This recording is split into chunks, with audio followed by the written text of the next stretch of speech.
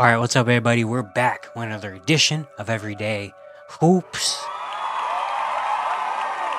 Hope you guys are having a good one. Today, we have another episode of the Look In series, a series here at the end of each team season. I kind of recap the team season, look at the future of the team, the outlook of the team, and all the stuff like that. Today's episode is on the Denver Nuggets. I got a lot to talk about with this team here in today's video. Thank you guys for the views on the videos and the shorts recently. I really appreciate it. If you do like the content around here, consider subscribing, like, turn notifications, do all stuff like that. I'd really appreciate it. It really helps out a lot. Join the membership. If you want to learn more about the membership, there's a video on my channel explaining all of it. You can go back and watch that. Link to my Twitter, TikTok, stuff like that in the description down below. And yeah, don't waste any more of your time. Let's get right into it. So the Denver Nuggets this season, they finished the regular season 57-25, finishing second in the Western Conference, coming off winning their first ever NBA championship last season. And of course, after you win a championship, then same goal next year. Next year coming in, how can they repeat?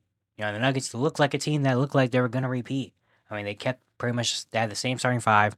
The only real big change was their bench. They lost guys like Bruce Brown and Jeff Green that were huge veteran pieces to this team's bench. And we're just trusting young guys. Christian Brown, Payne Watson, maybe even some of the rookies to come in. Reggie Jackson have a bigger role to maybe come in and step up. You know, and they had their games here and there, but that was really the only flaw. After that, everything kind of looked like Denver was going to go back and do it again. You know, and eventually, you know, they defeated the Lakers in the first round, even though the Lakers led for like 80% of the series. Denver just found a way to keep coming back and keep fighting their way. Jamal Murray hit some big shots, 2-game winners in that series. And then win in 5, they go to the next round against the Minnesota Timberwolves and eventually lose in 7 games in the second round. And now I think it's been, I want to say about 6 years, I want to say, it's been since a reigning champ has made it back to even the conference finals the next season. And yeah, tough 7-game loss. You know, the Timberwolves, they handled the Suns in the first round, swept them. Minnesota came out in Denver the first 2 games and dominated. They won game 1 in a close one. Anthony Edwards had a big game, and then just absolutely ran him off the court in game 2. Ran him off the court in a way that at that point we haven't seen Denver play like before. But then Denver found their rhythm. They go in, they win game 3 and game 4 in Minnesota, and then win a huge game 5 when Nikola Jokic has an amazing performance. And now they're up 3-2, have all the momentum. And then Minnesota fights back. They come back at home in game 6 and punch the Nuggets in the mouth early. And the Nuggets played the worst I think we've seen in the Jokic and Murray, this little era they've had. Like, that was horrible. And they come out in game 7.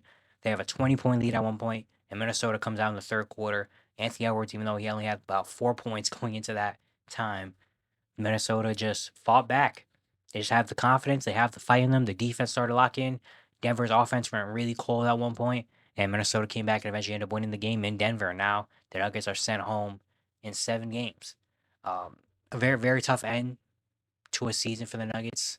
Very, very tough end. You know, tough way to lose and miss out on, you know, going back-to-back championships. They still had a really good season. Jokic won his 3rd MVP. He averaged in the regular season 26, 12, and 9 with a steal on 58, 36, 81 shooting.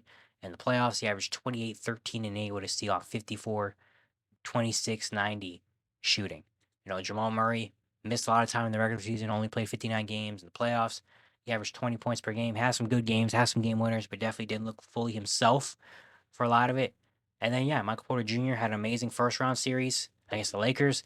Not a great second-round series against the Timberwolves. He did shoot 40% from 3 overall in the playoffs. Aaron Gordon had his good moments here and there.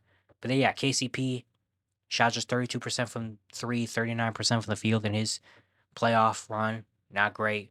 The bench, Christian Brown, had a good last couple games against Minnesota, but besides that, didn't really do much. Reggie Jackson had his moments here and there. Justin Holiday had a game. Payne Watson was good on the defensive end, but just didn't really have that punch off the bench either.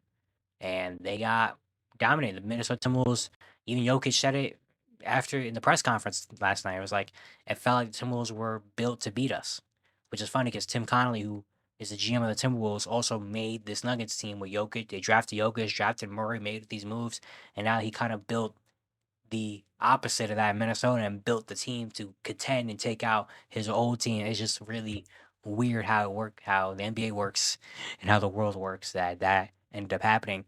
And now it's back to the drawing board for Denver. How do we come back and how do they come out and make it back to where they were last season? holding that Larry O'Brien trophy, or at least making it to the conference finals or back to the NBA finals. I don't think it's a very hard path at all. Um, I mean, no, that core five of Jokic, Murray, Porter, Gordon, and KCP.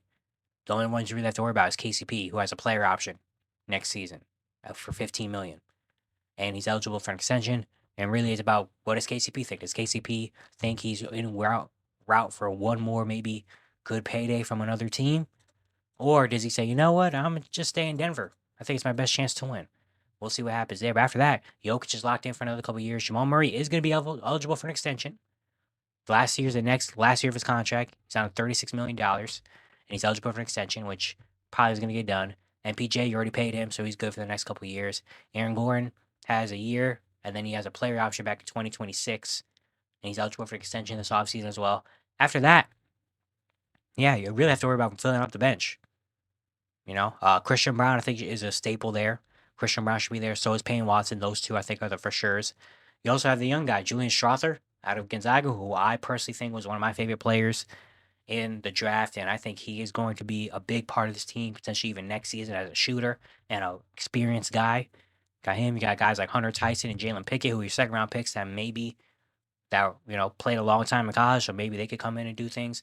They also are going to have a first round pick this year, the 28th overall pick, which is another piece that they can go out and instead of paying money for role players, which what the Nuggets game plan kind of is instead of going out and trying to pay a lot of money to get these top tier role players, they're just hoping to draft those type of guys, draft players that could come in and fill roles off the bench instead of having to go out and pay some good money for some good role players. So you look at some guys. I mention Kevin McCullough Jr. every time we do one of these because Kevin McCullough Jr. is one of my favorite players in the draft. He's a guy that's going to come in, and I promise he's going to come in and help a team right away. I just know it. You got him. A guy like Tyler Kolek potentially out of Marquette if you want a point guard, more of a ball handler, maybe. I think that's good. Tristan De Silva out of Colorado. I don't know if he's going to fall that far to 28, but you never know. I think he could be a guy that can do some good things. Maybe a Deron Holmes II out of Dayton. Another guy, experience. He's going to come in and he's going to do some really solid things as a big man. Look at some other guys here. Dylan Jones out of Weber State. Kind of a very odd type prospect, but he's a guy that maybe you could find a role for him. Jalen Tyson out of California. I think there's some good things. Harrison Ingram from North Carolina. KJ Simpson out of Colorado. They also going to have the 56th overall pick. So they can use some of those picks, again, to draft upperclassmen to come in and help them.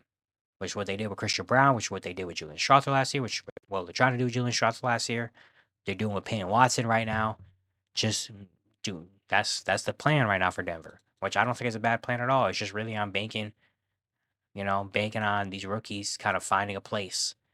But really, honestly, am I worried about the Denver Nuggets for next year, the future? No. I do think they have to fill out their bench, and they really have to kind of think about what's going to happen with KCP if they can bring him back, or if he doesn't come back, then they're going to have to find a replacement. Maybe Christian Brown is that replacement. Even I don't know how great he is of a shooter yet to put him in that spot, but maybe you get him. Maybe you go out and find a gem in, free agency. Maybe Julian Strother is ready to start next season, which I don't know how true that is, but maybe, who knows. So really, as long as they have Jokic, Murray, Porter Jr. and Aaron Gordon around, and Michael Malone as the head coach, I believe this team can get back there. That's really what it is. So Denver fans, of course, it's a tough loss. It's tough to end your season like that, especially after winning a championship and wanting to do it back-to-back and having the team to do it back-to-back and, wanting to be successful, obviously. But you can't hang your head too low and be too worried about the future because you're in a lot better position than a lot of other people that have been eliminated so far in this postseason. I can tell you that. So yeah, there's really not much worse to say about the Nuggets. It's really about dang, they lost. All right, back to next season. Next season, we'll see what happens there with a very tough Western Conference. But again, as long as they have those guys, those core four together, I feel confident in them. So we'll see what happens. But yeah, it's gonna be it for today. Hope you guys enjoyed. Once again, if you enjoyed the content around here, consider subscribing, turn notifications, stuff like that. I'd really appreciate it. Really upset a lot. If you missed any of the other looking episodes, there's a playlist should be up here. You can go in and check those out. And yeah, I'll see you guys tomorrow.